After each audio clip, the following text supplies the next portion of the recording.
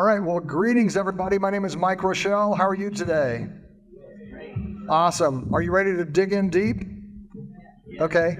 Well, we had a meeting yesterday. We kind of decided what we were going to talk about, and then I've gone through the audience and gotten some questions that may change those questions just a little bit. We'll see. So we're here to talk about fortifying the future of strategic IT, and I have some esteemed colleagues with me.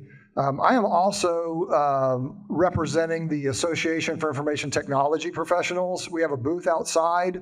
AITP was formed in 1951. It was the Machine Accountants Association, American Machine Accountants Association. Then it became Data Processing Management Association. Then it became the Association for Information Technology Professionals. The Lone Star chapter is an online chapter. We meet the third Thursday of the night at 7 p.m.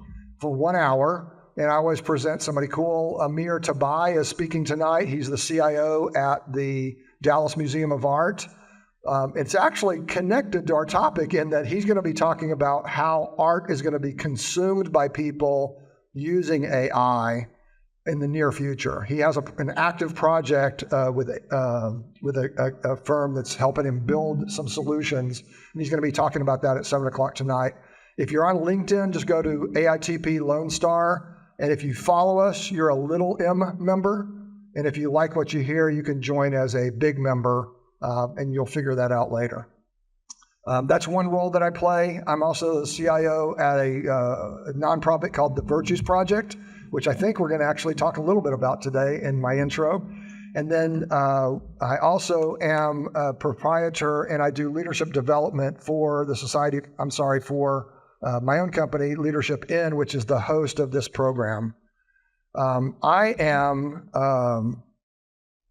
blessed to be here with Tony Moore sitting next to me, who's the CIO at Prairie View A&M University.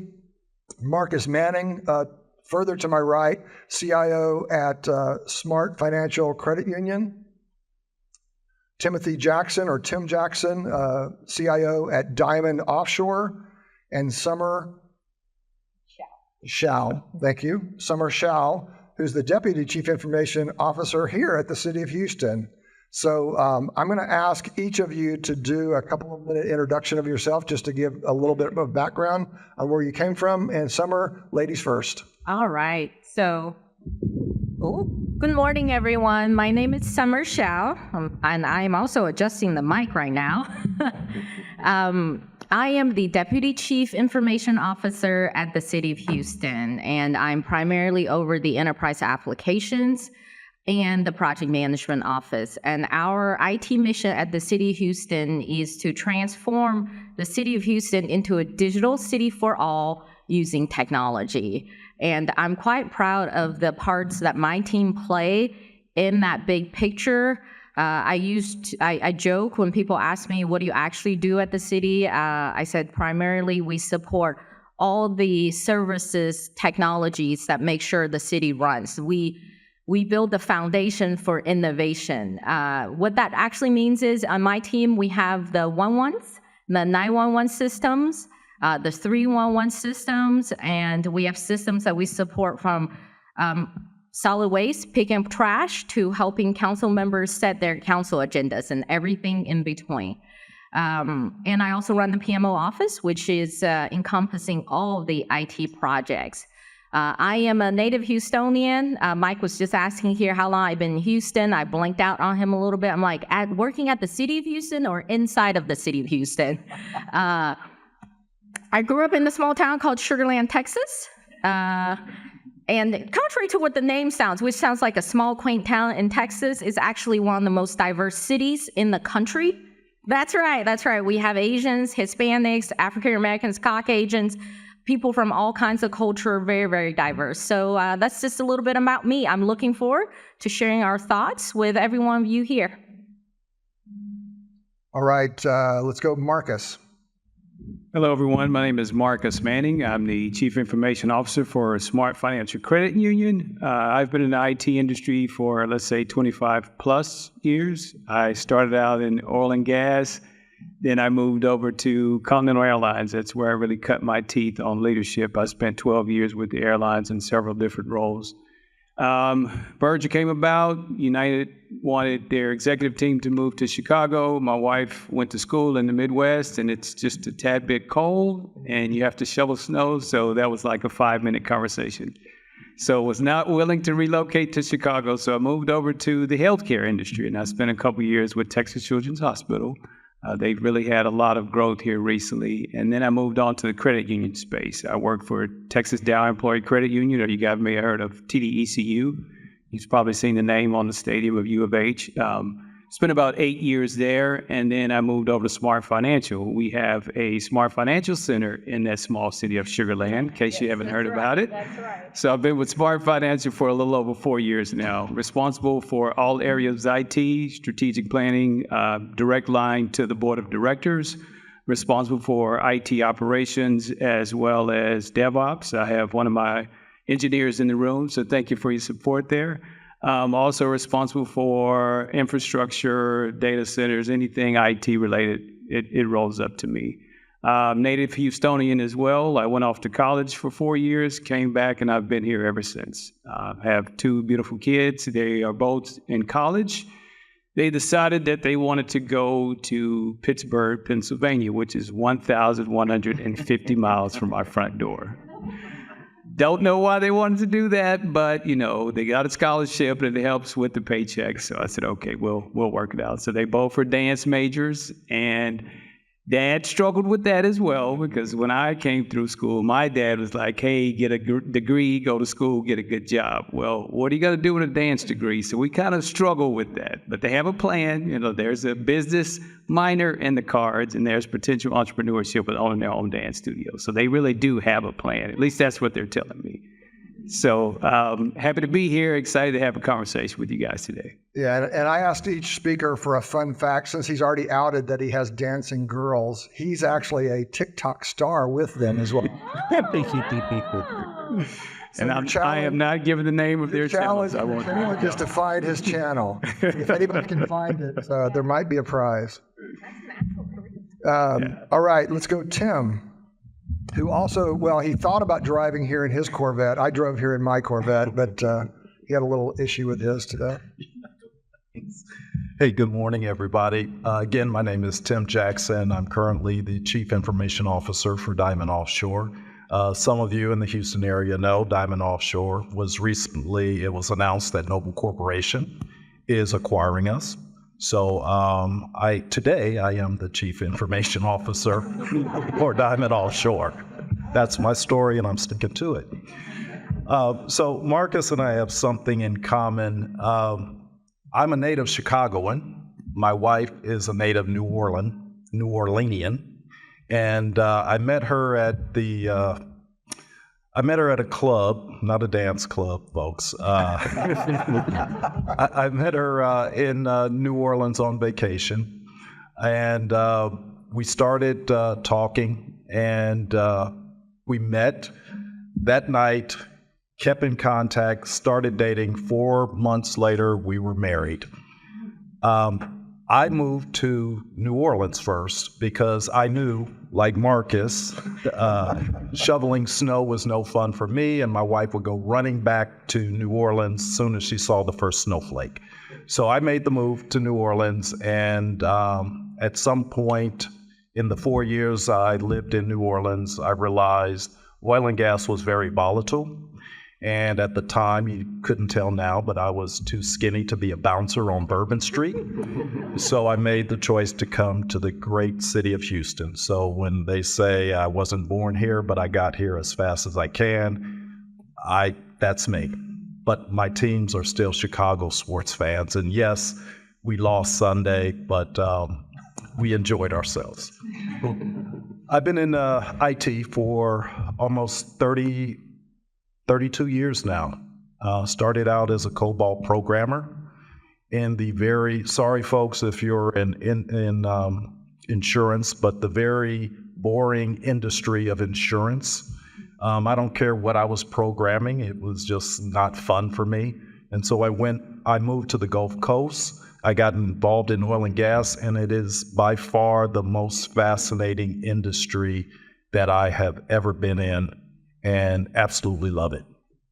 Again, in oil and gas, mergers, acquisitions, I've been through about 3, 4 of them in my career. God has always provided me an opportunity. Every time I saw a door close, another one opened. In fact, the one that brought me to Diamond Offshore, we were acquired. I was a director of infrastructure at the time. And next thing I know, they wanted me to come to Diamond. I became the director of global infrastructure. And 3 years later, I became the CIO. So you never know what these mergers and acquisitions may hold for you. My wife, as I said, she's a native New Orleanian. She is actually flying back as we speak. She was taking care of her mother, who had a minor outpatient procedure, and she was there for the hurricane. So soon as this is over, I'm running home to go hug her because I haven't seen her in about 2 weeks. We have 2 lovely kids. My son is studying at HCC to be an electrician, and my daughter is at a small school called Pima, studying to be a radiology technician. And she has gone through several careers, one including art, which again, Marcus, I so understand. I was like, ooh, okay. So they're both on great paths, and look forward again to discussing and sharing with you all this morning. All right, by way of introducing the next person, how many of you have ever watched a college football game and said the following: "That ref can't see"? How many of you? Okay, well, the fun fact about our next guest is that he is a replay referee for college football. Mr. Tony Moore. Thanks, Mike. My name is Tony Moore. I come to you by way of Louisiana. I'm Baton Rouge and Who Dat fan. Sorry for you Cowboys fans. Bad weekend. So my journey started, actually got into IT because my dad had his own business, and waking up at 5 a.m. and pouring cement just wasn't in my plan. So I can remember my freshman year of college, he came into the room to wake me up to go to work. And I got smart. In the spring, I went to the career offices at the university and was like, look, I need an internship. I don't care what it is, I'll do anything. And luckily, I got a internship at LSU for the spring.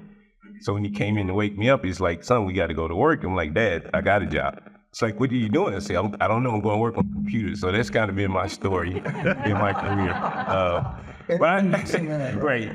So I started my career at AT&T Bell Labs. For those of you who were programmers back in the day, I actually got a chance to work with Carnegie and Ritchie, the inventors of the C and C++ languages.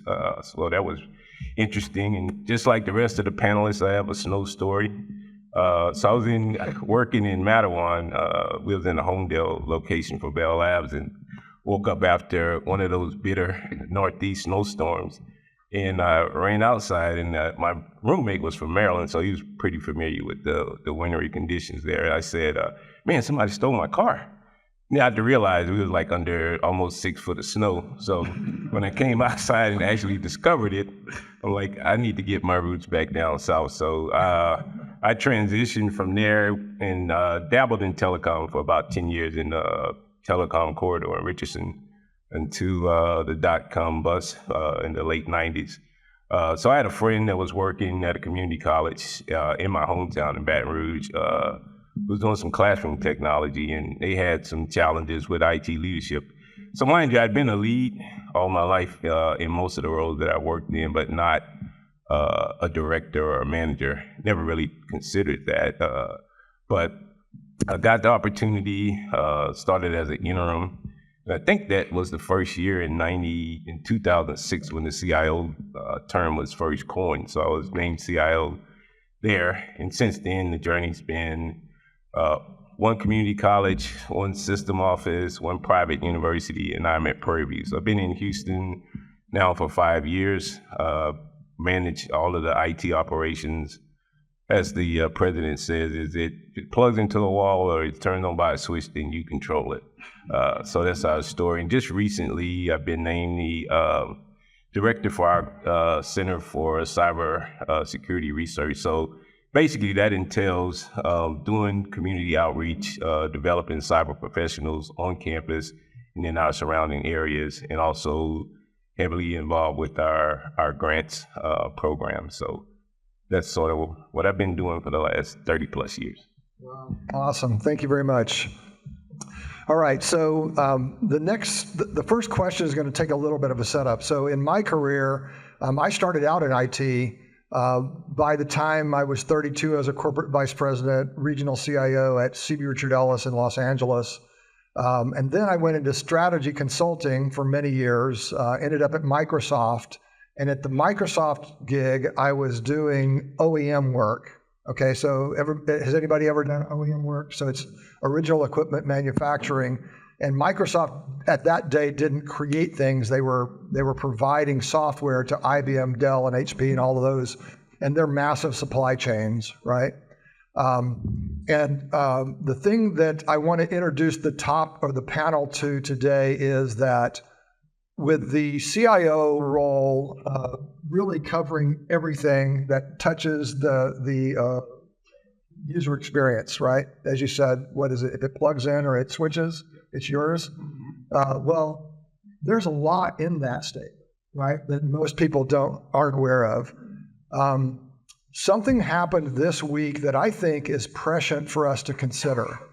The human toll of this conversation is considerable. Okay, so I'm not going to enter into the humanistic side of the conversation, but I want you to consider for a second the fact that a player was able to get into somebody's security system. They were able to identify who their manufacturer was for devices. They were able to plant, not code, but explosives in the devices. And then months later, a year later, I have no idea how long, nobody knows. I mean, there's all kinds of details that are still coming out as to how how this was accomplished. They blew people up with technology, right? So from my perspective, it's a tipping point. I always look at major events, right? 9/11 was a major event. There are major events that we will never forget as a species, as people, right? I think this is one of them. It really is, because the stuff that we do every day, right? When I was a young man, I thought technology was the most exciting thing because it expressed the biggest hope for humanity in enabling people to connect and to be free and to do all kinds of wonderful things, right? Okay, juxtapose that initial hopeful vision with where I sit today, and I'm like, oh my God, right? Okay, stop. We don't need to talk about the politics or any of the implications of what I just said. And I ask for forgiveness if it's emotional for you. But what I do want to think of, because I am a strategist and I'm an IT person, right, is from a strategy perspective, and this is a question to all the guests, have you, since that day 2 days ago, considered doing black swan analysis of your organization on what your real vulnerabilities are? And I'm talking about innovative ideas of vulnerability, right? It's not what it was yesterday. It's what it's possibly today, because innovation happens in evil ways as well as in good ways, right? It happens both ways. But the thing about it is that when innovation is unlocked, then people start thinking, oh, well, if they could do that, I could do this. And it behooves us as leaders of the major utility of technology for our organizations to do that. So who wants to take the first shot at how have you thought about it, and where do we need to go from here? Well, I'll start, and I'll go back to the SolarWinds attack. The day after it happened, my boss said, if you had a blank check, what would you do? And I said, well, one, I would hire a CISO, because at the time it was just me and the infrastructure team managing security. But I said, it's going to be tough because it's not like someone broke into your system. He said, well, I think about it like this. If you got a hole in your back fence and somebody got into your backyard and in your house through that hole in the back fence, you would patch that fence. I said, no, this is more like you order something from FedEx. It shows up at your door, you bring it into your house, and in the middle of the night, a burglar pops out. That's vendor management, and how we start to regulate and look at supply chain. I mean, you got to go beyond the SOC 1 Type 2 reports that says, yeah, I've got IT controls and I've got cybersecurity. No, it goes way beyond this, and you're absolutely right, Mike. These events are game changers. And so we've been thinking about it at Diamond, how to do it. But I will honestly tell you, it's not an easy problem to solve. But it starts with your supply chain. They have to be partners with you in IT to start vetting these vendors.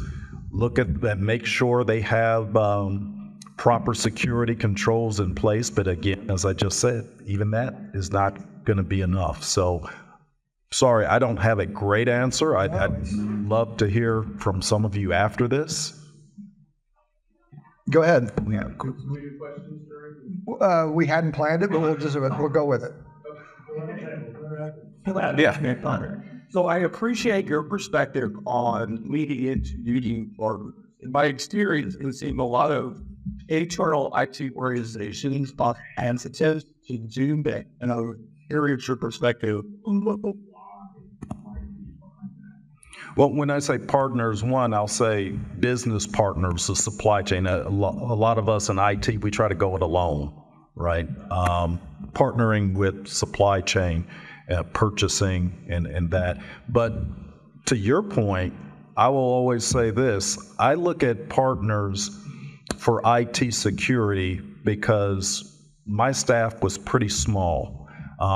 When I look at cloud technologies, a lot of us, I'm not going to point out anybody, but I see some faces who are as old as me, and we were afraid of the cloud, right? We were so afraid that we didn't know what we were handing our data over to. But I started rationalizing it like this. Microsoft, Azure, Cloud, Microsoft has more security personnel than I got at Diamond. They have a vested interest in keeping their cloud safe, because if they get broken into, nobody's going to want to buy. So I started looking at it from that standpoint. And again, a lot of us probably have third-party SOCs. More people looking at the eyes on the glass than I got. So that's kind of my rationalization for partners.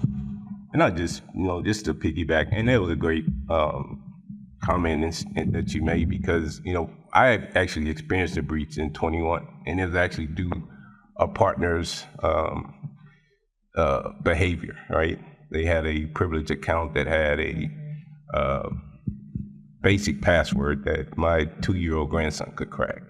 And the problem was that, I walked into a managed service environment that was completely outsourced. So it was a complete shift for me. So I had to really pivot my thinking. But the issue was we did not have a lot of control. So I think there was only maybe 13 internal employees on the campus at the time. So, we didn't have rigorous regiments for fact checking what was happening on the network, fact checking what was happening with security, and, the things that we uncovered. Luckily for us, we reside in the A&M system. So Texas A&M actually has a cyber forensic team, as well as a cybersecurity operations center that's probably about 40 members deep, and they keep eyes on the glass, if you will, for all 14 institutions. So, for me, the experience is that, we as professionals preach, cybersecurity prevention, and it doesn't really become a reality until something happens, right? And then now you're having to react quickly and make those decisions about who you partner with. So I've been working, primarily with the team, not to be the lead, but just to be able to say, we are all field generals here. Everybody has a responsibility. It's just as much as your responsibility to go out and sort of vet these MSPs or third-party support units so that we don't get into this situation again, because it's been really I lose sleep every night because we got 9,500 students, and my God, it's no telling what they're doing. I'll share this one funny story with you. When I was at Xavier, I had a student walk in my office and was complaining about the latency on the network. And I was like, son, what's your major? He said, I'm a chemistry major. I said, what do you know about network latency? So he just sat down and started talking all of this stuff. Actually, he was a really smart kid. And so we noticed some strange activity coming from the dorms, right? And actually, it was coming from his room. And what we discovered was this guy had, he had the Raspberry Pi, like 15 of them running a server, and he was doing all kinds of stuff out of his dorm room. So, but that's just, some of the things that keeps us up at night is how do we prevent, how do we fund, and how do we sustain? Yeah, and if I could, to piggyback off that, we've had some situations as well. I'm pretty sure you guys heard about the CrowdStrike incident. And, you look at, okay, was it CrowdStrike, was it Microsoft? Because how could Microsoft allow its operating system to crash from CrowdStrike? So we won't solve that today, but I'm pretty sure we've all kind of had some of those situations. And being in a financial institution, we're a very highly regulated industry. And one of my recommendations or advice to the group would be sure that you're doing your due diligence. It's not just sign your contracts, because if you read the fine line in some of your contracts with your third-party, fourth-party vendors, there's wording in there that gives them an out where that accountability is not there. And a lot of times, partners, and hopefully no salespeople will take offense to this, but you're looking at your sales quota, and you're looking at how can I push my product, how can I grow my company? Well, when that salesperson is out the door, the bag is left with us because we signed on the dotted line. So to your point, partnerships are good, but make sure that you're reading the fine line with your contracts. Get your legal involved. Make sure that there's accountability there as well. You have something for this, or would you like me to go on? No, I was just going to sympathize with Marcus about I spend a disproportionate amount of my time negotiating security addendums on contracts and making sure the vendors have responsibility in case of a breach in an event. I don't know how much time you spend. At the same time, I'm like, this is necessary, but I do not enjoy it. Yeah, so let me push one level deeper. So this was an insertion, right, into supply chain. In our world, it would be like going and buying an iPhone, right? Do you do the supply chain analysis on iPhone or on Dell or HP? Do you get them to show you what their processes are and the security of their supply chain? I think that's the next level, right? And I'm not putting anybody on the spot because I just thought of it because I never thought I would have to think about it. Right, but that's the kind of stuff that leaders do. Yeah. So yeah, and it is one of those things. It's we put preventive measures in place, but you don't know what you don't know from time to time. So I was with the airlines, and I hate to bring up the reference, but I will. Remember the shoe bomber, right? Nobody really imagined, hey, this guy's going to get on a plane and try to blow up a plane using his shoes, right?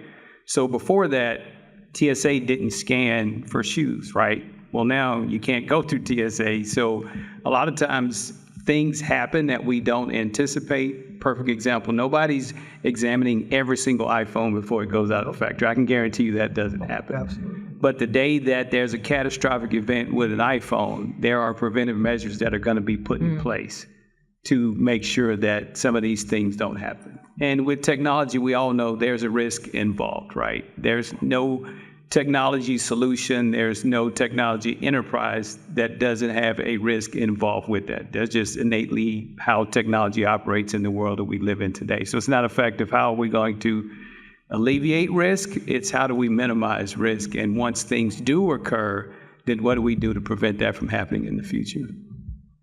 Go ahead, another question. We'll take it.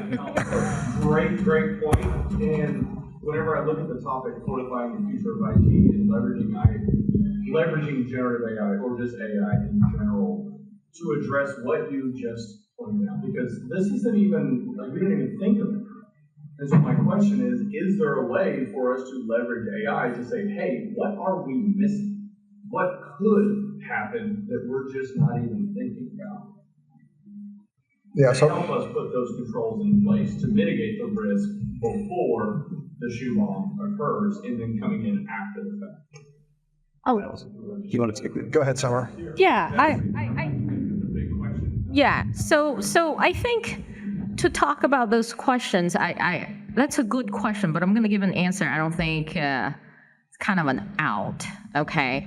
The reality of the situation is we could work in a lot of hypotheticals. We could think about the possibility, but as IT professionals, you know, we often live in the world of sometimes we're not even able to fulfill our basic business needs, right? And so the balance is between how do I maintain my operations, run our project teams, and the could, would, should, right? Which goes back to what the panelist says. It's evaluating the risk. Which one is a bigger risk? Making sure your current system is secure with the technology you have, it's a bigger risk, or evaluating hypotheticals and how we can use the latest, greatest technology to address with them, those hypotheticals, right? There's always a risk calculation in those time investments.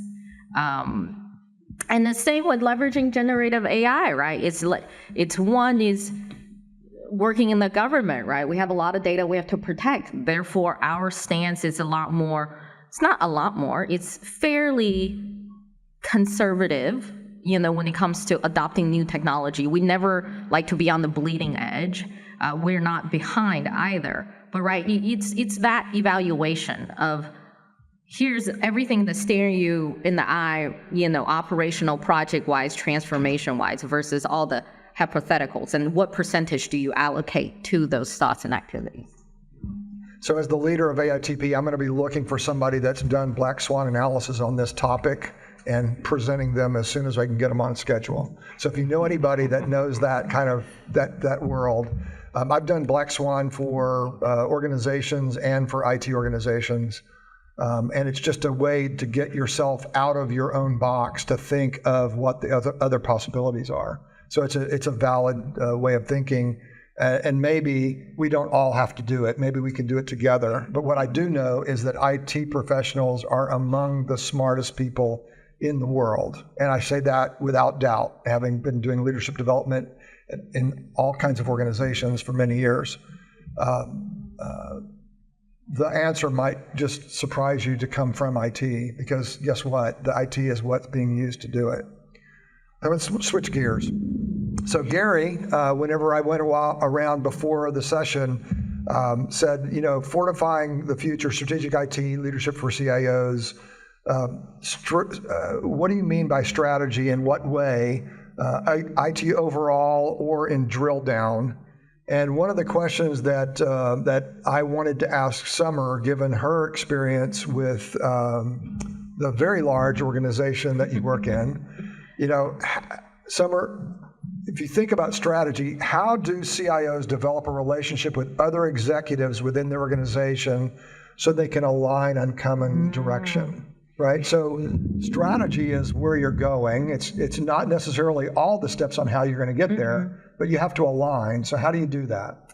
So we have a few ways. So first of all, we internally at our group is called HITS. We don't hit anybody, but Houston IT Services. I always find that acronym funny. Within Houston IT Services, we align with the mayor's strategic goals. So for the Mayor Whitmire's administration, public safety is the top priority, right? So we look at our public safety needs and see how we can shift and allocate our resources that way. Now, we also have our business partners that we all do in IT, right? That's whether from the shared services, HR, IT, HR, legal, finance, to operations. Operations for us are first responders. They are solid waste trash pickup people. They are animal control out there chasing down that wild dog. I mean, that's why I love working at the city so much. We essentially have 23, 24 departments all doing different things. We run airports, right? So fun facts that people wouldn't know. And we run the health department, Houston Health Department. We give out vaccines, give out your birth death records. So everybody has, and this is not unusual to everybody, we may have a top focus, but everybody within their groups have their different strategies, have different things they have to focus on, right? The 311 call center is very highly focused on how long does it take for your call to get through, right? The solid works people are very focused on, is your trash picked up? So internally within our organization, we've developed a group called the BRMs, which I think a lot of you guys are familiar, IT liaisons. And what their job is, and I'll be very transparent, it's supposed to be strategic, where they meet all the business leaders and they say, in the next 2 years, 3 years, 5 years, how are you looking to expand your organization, transform your organization with technology, right? And they take that back and we try to find common ground, or we try to say, hey, these we can do, these we can't do. These actually don't align with your needs, right? Like a department will say, I want to buy a CRM system. We'll say, we already have one, and that's not the one you need. So we'll do that. We have a group of people dedicated to that. Now, back to, allocating resources. Those same group of people often turns into the people, when the printers don't work or when somebody submitted the ticket and hasn't been resolved in 20 days, that they're chasing those down, and they're chasing down what is happening with our operations. But it's really aligning with them from the beginning on the long term, and then taking care of their issues in the short term, and then developing relationships one by one, right? Like this year, we're gonna do HR transformation. So we develop a really good relationship with the HR director. We're still developing relationships with the other directors, but it's really about knowing what they want in the future and providing them what they can now within the limited resources we have.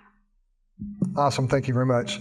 Now, Chris out in the audience asked a question that I'd like to ask each of you, and let's do this like at a lightning round, so 30 seconds to a minute of an answer. And the question is, what are you guys doing, because you represent different industries for the most part, for AI strategy today that you're most proud of? I'll take this one. So there's a kind of a two-pronged approach that we're taking. So we've created what we call an executive governance committee for AI, and that's myself as well as our CFO and our chief risk officer. And our responsibility is to create the guardrails and the guidelines for use of AI through an entire organization. The second part of that prong is we have what we call a business review committee. And this committee is responsible for going out to the businesses and finding business cases that they want to use AI.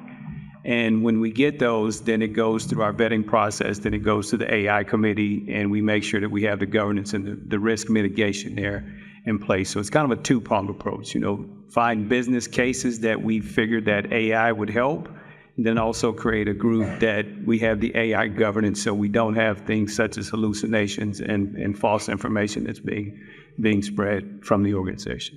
Awesome, thank you. Mm-hmm. Tony, how about you? Yeah, similar practice. We had set up a AI strategy committee, basically to set the guardrails, the ethical use of AI. We also have an innovation council that's kind of a cross-population of individuals on campus, and they are the folks who come up with the business cases, and they're key to funding, because I try not to go on the behalf of IT, because my philosophy is that, technology doesn't drive business, business drives technology, and that way funding is easier to secure. So that innovation council is they're really the ones who drive use cases, how we get funded, and determine what timelines and prioritization on those projects. I have a question for Tony, though, on AI. How are the students dealing with it? How is the students using AI impacting you all? Well, that's a great question. Obviously, plagiarism is first and foremost, but there are cases where we've seen that just in instance, and just from a transparency perspective, we serve students who are probably less prepared to go to college than other universities. So we have a summer bridge program. So one of the things that we incorporated this year was a reading program that was AI infused, and it help the students to interpret different writings, but also learn how to write. So that is been a major impact. They use it. They ask about it all the time. I've got about 75 student workers. And so I've kind of debriefed them up into different groups and just having them to go out and research certain things. But yeah, there's a lot of curiosity around it and also a lot of scariness as well. So Tim, as I lean Mike, you had a couple of We questions. got you. you got questions? Yeah. He has a question. My name is Ben Williams, and I didn't know if this was the right time to ask. It seems like university be redefining what cheating is. Because if you look at it, like calculators back in the day, that may have been considered cheating. So are y'all kind of realigning and say this is what the guidelines and this is what cheating really is? And now is an opportunity to do more intellectual or think at deeper level things. Right, and yeah, that's a good point. And I think that's the way that they're looking at it. But Provost is in a lot of conversations with other universities and other entities across the system to really come up, because this is a new paradigm for them as well as other colleges and universities. So I think part of it is defining what are the rules of engagement around how it's used inside of the academic environment, and then putting those safeguards in place to ensure that it is an enhancement and enabler to help them to achieve their educational goals, as opposed to giving them an ability to kind of cheat their way into A or B. Another question there. So you're talking about, governance councils for AI and how you're going to use it for that. But how are the people in that council, how are they educating themselves with AI? How are they learning about what they can or should not be doing with AI? Yeah, How do you get to that level? Go ahead. Yeah, so great question. And I'll tell you what we were doing at Diamond up until the merger. One of the things was we created a AI policy. Well, I realized quickly the leadership team I had under me, we were not ready to write a AI policy. So I invited a third-party advisor, like a Gartner, to come in and do a workshop for my leadership team to understand. And then they also provided templates so we can see what is the best practices. We started taking classes, CPDs, on what AI policies around the world, how does that impact us? Because GDRP is out there, so you now have to take that into consideration. I think Canada is starting to lead the way in AI policies that are now going to be just like GDRP, saying what you can and cannot do. And anybody who saw the Pope came out and started speaking on AI, and that kind of blew my mind. I was like, oh wow, everybody wants to talk about AI. And the ethical use. So we started taking classes on the ethical use. We partnered with our legal counsel, who also was starting to look at it. And so there's a number of third-party entities that can help your group to start to develop those policies. And we talked about the importance of governance. And I'll tell you a quick, scary story for me. We piloted Copilot for a couple of people, and I did a survey afterwards to say, are you using it? How did you like it? And some people said, I like ChatGPT, and which is fine. But what I realized, they weren't using the enterprise version. Yeah. And they're now uploading documents to summarize contracts and provide. And so once I realized that, I told the CEO, we got to get in front of this. Yeah. So, sorry. Winter. Summer, sorry. Did you just call me winter? That's such a new joke. Like, I've never heard that joke in my whole existence. Mike is the first one who's ever came up with it. I know. So I think that's a good question, but I think to be little bit more vulnerable here, right? Like, how do we even learn about AI, right? I always joke, it's not like as IT professionals, we go take a nap in the nap pod and then I wake up, I'm like, data analytics expert on the street now, right? Like, but people expect you to Like be the that. Matrix, right? Yeah, I know. People expect you to be that. So what I've done with my own personal development is I've used AI to learn AI, right? Like I literally went into ChatGPT, I put in my own profile in there. I said, I don't know development, I'm an IT executive, I got 2 kids, give me some classes that can help me learn about AI, learn about what I need to do with work. It actually gave out some really good suggestions. So that's something like people don't think about. Like me and my friends are like, yeah, ChatGPT is just like my next friend. The other day we were talking about some investment opportunities, and then we ended with, why don't we all go talk to ChatGPT and think this out, and then come back and regroup, right? So just something to think about, like use leveraging AI to learn AI, because you kind of serve a double purpose. How many kids are communicating with Meta AI, making them friend like my daughter is doing that? I need to find a dress for Halloween. Yeah. Yeah. My daughter downloaded an app that I monitor that I had to take off called Talkie, which is you can have an AI friend. And then so now we're like, you can't talk to strangers on the internet, but you also can't talk to AI on the internet. Like, We had a question here, Yeah. so you've been waiting for a while there. Policy related. How many of you actually have a full AI policy in place? We do not. We're working on one, but we do not. yeah. We have a guideline Yeah. as well. We're putting the process of putting that together. Yeah. And it's not. Yeah. It is, yeah. Yeah. Yeah, that's what I was saying. Have AI right there. Yeah, right? I use it for everything, and there's recall with this. Yeah, absolutely. Well, we've all been doing it at some level for a while. I mean, how many of you use Siri, right? So it's just the next progression and deeper. Question. It's a great topic, and having a policy is a great step or first step. I say, how do you enforce and govern that? Because you can have the policy, and any of the staff they can upload the internal documents or source code, anything to the AI to optimize it.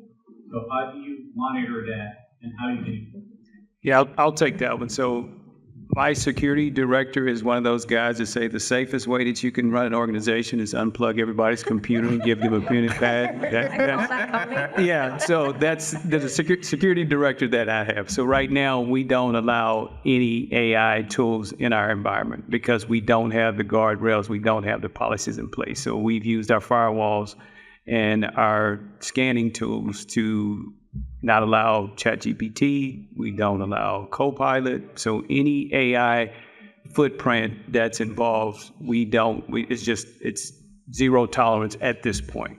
Now, we're gonna get there, but we have to crawl, walk, and run. We can't just say, hey, let's go from 0 to 100. We can, but there's a lot of risk that's involved with there as well. So my recommendation would take that crawl, walk, run approach. And I think the business units could help. With the previous question you had there, if you can find a partner and say, okay, hey, we have this business case, let's walk through that process and see how it works, and then you can mature that as you go along. But I definitely wouldn't take the stance of, hey, let's just try it, or kind of shoot in the dark and hope that we hit something. Yeah, I think I agree with that. I think you do a soft launch. Like our agriculture department is a heavy user of AI. I mean, they use it for everything, but they have a lot of use cases. They do a lot of data collection on farm animals. Purview has a large goat research operation, and so there's sensors on the animals. So they're collecting all types of samples. It's just a amazing amount of data that they collect, and they're starting to use AI there. But instead of, as Marcus said, rolling it out across the board, we're kind of piloting that usage with them, just so that we can see, because they're using it for everything, not just the GOAT research, but for writing grants, doing different types of field studies. And so we're able to kind of collect some data to see what things we should be concerned with as we roll it out to some other departments. The next group that we're going to be probably working with is our procurement office. So they're going to want to be using it for examining, assessing contracts, making sure that contracts are being enforced the way that they should and that type of thing. But to do a major rollout would be a huge risk for the university, and we definitely couldn't control that. I think we had another question. Yes, sir. Go ahead. Yeah. Okay. Yes, I have a question about training for employees. Like when you look at AI, a lot of people, one of the easiest entry points is prompt engineering. So do y'all offer start man? There's other areas of that course, but that's one of the easiest entry points that a lot of people use. So do y'all offer that kind of training for employees? Those kind of things, just as a starting point. Yes. We immediately after our policy was written and we published in what we call GEMS, and it's basically a database, a SharePoint site that has all of our policies and procedures. And as soon as that was launched, we had partnered again with legal in this case, and they had a ethical training that they found on their LRN system that they use. And they let us preview it, and actually it was about 2 or 3 classes, and we said, perfect. That's the one that's going to follow the policy, and we have this vendor that can customize the training, so it will pop up policies as you're going through the training as a reinforcement. And it's mandatory, just like your ethics training you have to take every year, or safety training. This AI class was now made part of the mandatory training. And again, it educated the users on uploading company data, personal data, all kind of ethical, and to also give some tips on best practices and what to be aware of. You've heard of AI biases. And also copyright infringements. You have to now, we tell them if you use AI as a source, you should state that you're using AI as a source. Yes, sorry. Security concerns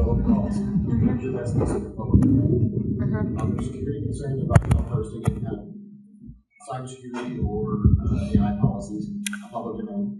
And also the question from the group as well. What are y'all doing about Apple Intelligence? So to address the policy, that's why our security policies are not posted. Our administrative and executive orders, that's more political or business, what I call business functional policies, those are posted on the website. And then just the thought on Apple Intelligence, right? That my personal opinion, if you guys are familiar with it, it's just Apple's sort of Band-Aid until they come up with their own intelligence. No judgment. No judgment. I mean, but I think it will be one of the even more mainstream ways for people to get to AI. If everybody hadn't gotten to AI now, Apple Intelligence is going to take it to the next level. But am I personally thinking that's some kind of groundbreaking thing they're doing? No. Okay. No judgment. Not sponsored by Apple for sure. Yes, sir. Question. You said you block basically access to AI from inside your company. Mm-hmm. Now, you block it to the level to legally protect the company, because as we know, they can actually email the document to themselves on a phone and then actually upload it to some AI system, or even worse, they can take their own personal computer, access to email, basically do. So do you map the policy, the data exploitation, and make sure that your data do not leave the boundaries where you're blocking AI, or you're just basically considering that user not gonna go that far? It's a combination of both, and I think that's a great point. I mean, it's like one of those things that, hey, in the financial industry, we don't allow certain documents to be printed, right? Well, somebody can take a picture of their monitor, take that monitor home, and they can still print that. So I can't control that. So there's some responsibility on our employees as well. And based on our onboarding process, there are certain policies that you sign on when you sign on with the company. And if you violate these policies, it's termination. I mean, there's no discussion there. So that's some of the policies that we put in place to help avoid that, but to totally alleviate that, I don't think that's possible. And that's not protecting the data from AI, being exposed to AI. It's not any more different than us just protecting our data from going outside of the organization, right? So you have those protections, but you can't completely protect it, you know. Yeah. I have another question. So I wanted to address a couple of things. This is the second panel argument, and this is the second time I've heard you need to manage your supply chain. You need to make sure your supply chain is paying attention to the rating contracts. You mentioned yourselves. There's nothing I can't stand more than having to go to contract. I mean, we look at AI. I'm in supply chain. we look at AI as an example for legal. We don't look at AI as a lawyer. We look at it as a law library. As a what? It's a law library. Okay. You can't look at it as the lawyer. Anybody who says, I'm going to use AI to make sure this contract is correct is a fool. Because they will crash and burn your organization eventually. The other thing is, supply chain is driven by the needs of the organization. The most difficult part of running a supply chain organization or trying to accomplish something is when the CIOs don't understand nor care. I want this now. You're forever getting a contract brought to your desk. I need this in 24 hours. Okay, it's a 60-page contract with 15 different addendums. I just can't do that in 24 hours. I have to go through legal. I have to go through accounting. I have to go through business. All of these things have to be reviewed. I have to go knock on the CIO's door and Oliver walks up to the table and say, please, sir, can you review this for me? It's very difficult from the supply chain perspective to give you what you need in order to avoid something going wrong if we don't have the time to actually accomplish it. And there's a lot of people out there right now that are saying, I can replace my supply chain with AI. That's all don't get me wrong. Business has got to run the way business runs. Managers have to run things the way they have to for their budget. But a lot of people are saying, well, I can eliminate all these positions. And that's the rest of the disaster. I have a follow-up. You can go ahead and talk to. Oh, I was going to say, at least at the city, we're public, so the procurement process is long drawn out.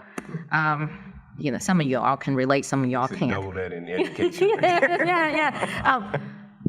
But we actually slow down procurement. There are things actually people want. So maybe it's a conversation you need to have with your CIO that says, yeah, your name is on the line. Like Marcus said, Marcus's name is on the line on that contract. Yeah. Right, and to follow up on your statement about what happened 2 days ago, I'm pretty sure the organization that happened to wasn't using underwriters' laboratories to check that equipment. Oh, absolutely. Yeah. Okay, and to make you even feel worse, you're walking around with a hydrogen bomb in it. All someone has to do is change the programming on how they charge the battery in this phone, and it will immediately start producing hydrogen expand, and it gets one spark. So that phone I would trust more than my car from that perspective, because I know that it's going through a specific build process with a specific set of suppliers. And those suppliers are all having to pass multiple rounds of checkouts, tests, programming, all the way through the process of putting that together. There's probably at the Foxconn factory in Shenzhen 500 different suppliers that are supplying components for that. Right. And every one of them has to pass the game. That's but the $10 phone you're getting at Walmart, not a chance in that. Right. Yeah, and these what I've heard, they're flip-part devices. They were not mainstream devices. I'm sorry we don't have time for the last question. I really appreciate this conversation. I think it was very, very powerful.